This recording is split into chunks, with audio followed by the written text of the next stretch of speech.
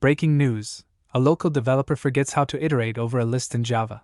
After 5 years as a back-end engineer, witnesses say they were last seen frantically Googling how to increment an iterator in Java before vanishing into the abyss of Stack Overflow. If you've ever felt like an absolute fraud despite actually writing code that works, congratulations, you have imposter syndrome. And guess what? Every real developer has it. If you don't wake up at least once a week thinking, wait, do I actually know how to code? Or have I just been faking it really well? Then, my friend, you're either lying, or you're an AI-generated LinkedIn guru. Here's the thing, nobody actually knows what they're doing.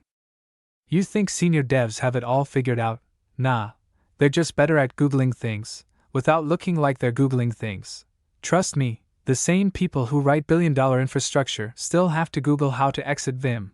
And don't even get me started on centering a div. Some of the smartest engineers in the world are out here losing battles to CSS, like it's an Elden Ring boss fight.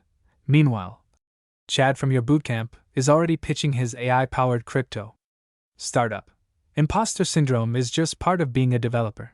A 2020 study found that over 58% of software engineers admit to feeling like frauds at some point in their careers. The other 42%? Probably too scared to admit it. Even Guido van Rossum, the guy who literally invented Python, once said he doesn't always feel like he knows what he's doing.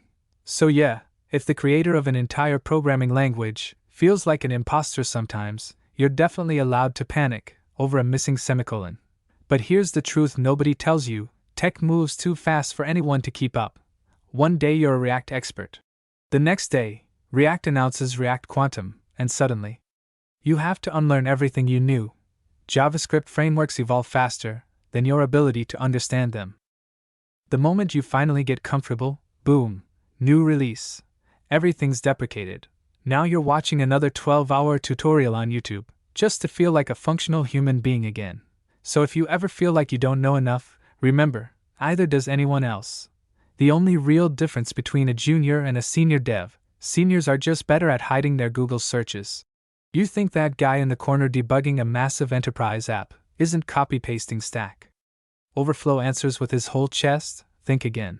If you can write code, break code, then frantically search for why your code is broken, congratulations, you're a real developer. And finally, if all else fails, just remember you're only a fraud if you get caught. Now excuse me while I Google how to write a for loop again. And don't forget to like and subscribe, or you'll instantly forget how to center a div.